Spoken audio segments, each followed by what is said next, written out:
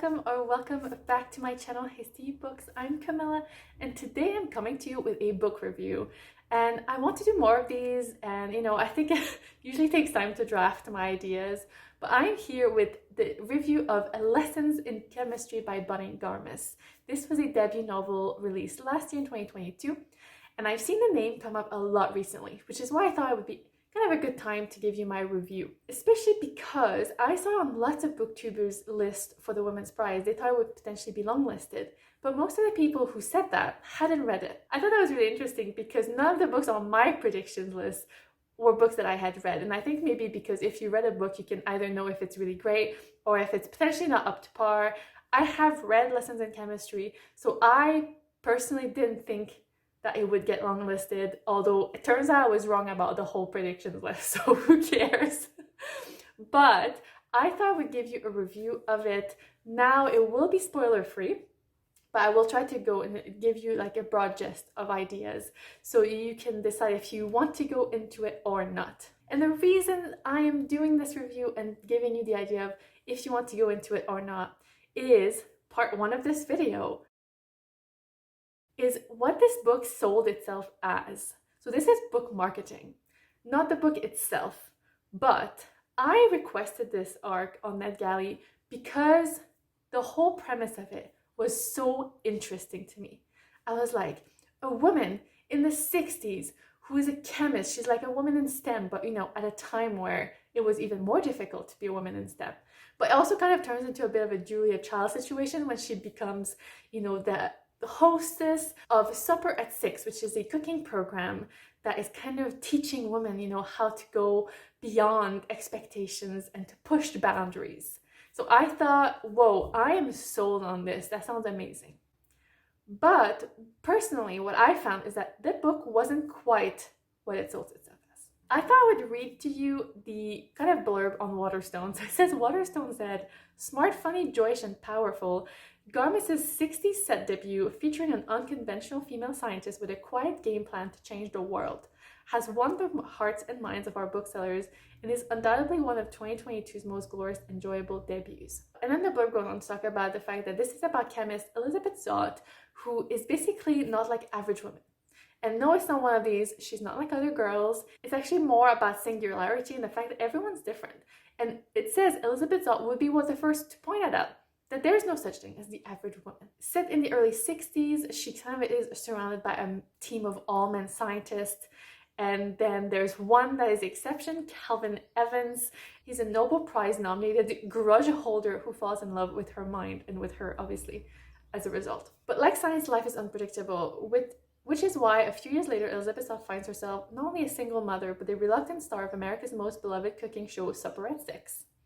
Elizabeth's unusual approach to cooking, i.e. combine a tablespoon of acetic acid with a pinch of sodium chloride, proves revolutionary. But as her following grows, not everyone is happy. Because as it turns out, Elizabeth Zott isn't just teaching women to cook, she's daring them to change the status quo.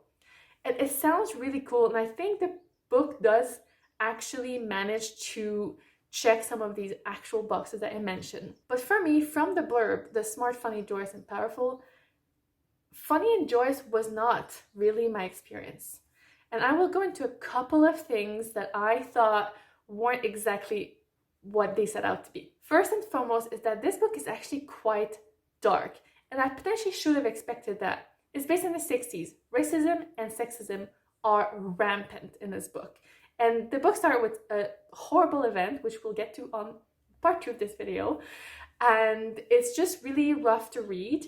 And I think it sold itself as something lighthearted, but it's actually much more gritty and real in that sense. But then from these real moments of like life in the 60s, there turns some stuff that is completely surreal. Like there's sometimes a narration of a dog. We have a very precocious child, but sometimes we have these really weird moments that feel fragmented in the tone of the book.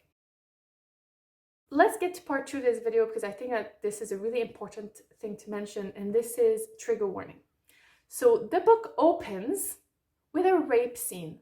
So I remember I started the book and I was like, what the hell? This book didn't sell this to me at all. So I felt almost like slapped in the face. I was just like, whoa, like whiplash. What is going on? What is this book that's supposed to be funny? I think it deserves to be said up front that this is a huge trigger warning for the beginning of the book, and it kind of is echoed later on in the book as well. So I think it's something to be aware of before you head into this book if you weren't aware that this happens.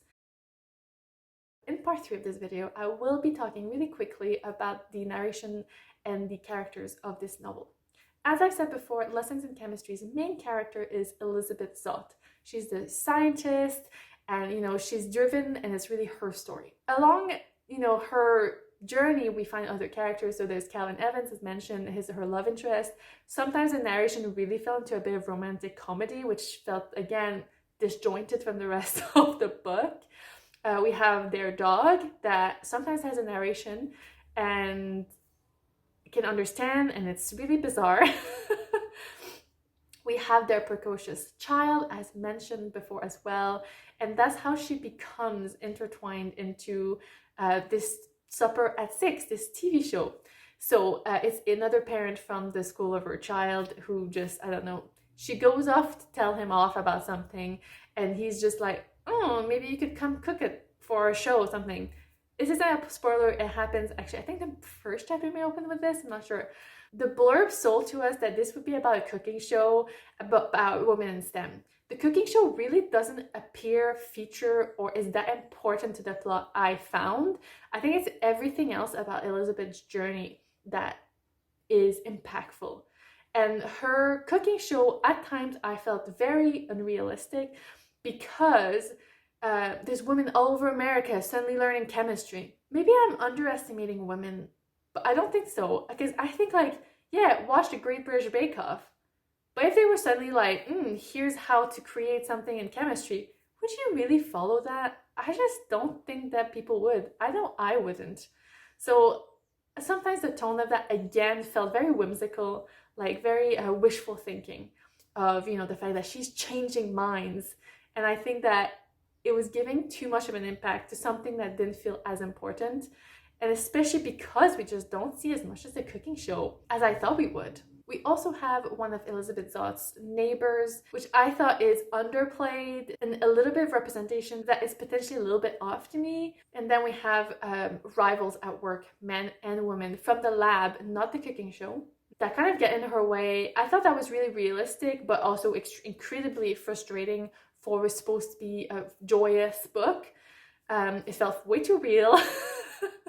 So I guess that's one of my critiques of this book, is that the tone is really off because it goes from being really realistic to being completely whimsical without batting an eyelash. And I'm just here reading this book being like, I don't understand what the tone of this novel is supposed to be. So I think that's why how the book sold itself as versus what I got really was jarring to me. In part 4 of this video, I will quickly mention the author and how this book was written, which I think is really, really charming. So I read this arc while also listening to the audiobook, and at the end of the audiobook, there was a really cool part that was an interview between, I believe it was Pandora Sykes and the author Bonnie Garmus, and they were talking about, how she came about writing this book and her experience, and, being a debut novelist in her 60s. And I absolutely love that, because what I love is that she talked a lot about how she definitely could have written this book years ago. And I know that different people have different levels of experiences and such, like R.F. Kuang with Babel and stuff like that. It really has given me everything. And she's so young, which is like, oh God, am I old? Anyway, but then we have, Bonnie Garmus in her 60s. This is her first novel, and it is incredible. The way that she's built all of that and the way that she researched everything is a huge feat. And I love that she talked about her own experience and being very thankful that, she published this book later on in life and, all the experiences that she's accumulated to write that. And I thought that was really cool, and I really highly recommend looking up the author and her voice. And actually, I do look forward to reading more. I feel like if this was her first novel, I look really forward to seeing what her sophomore novel might be, because I think it can be even better, potentially some of the weird tones from the first book is maybe something she's trying to hone. Like, I have no idea, but I think this is definitely something that could, you know, be excellent in the next novel that she writes. So this is it for my short review of Lessons in Chemistry by Bonnie Garmus. I hope that you got something out of this. I feel like I was just ranting about the tone of the novel, but I think a lot of these things are really good to find out before you dive into this novel, but I think it's worth a read, especially if all those topics that I've mentioned and those weird narrations and extra voices are things that appeal to you. If a talking dog is not up your alley, or you don't want to read something on an R-word scene, then, you know, just skip it. I don't think it's like a must-read book, but despite all my criticism, I still enjoyed it. I just enjoyed it less than I thought I would, because I thought it was going to be like 5 stars. So yeah, that's it for me. Let me know if you've read this book, what you thought about it. And as always, thank you so much for watching, and see you back. Bye!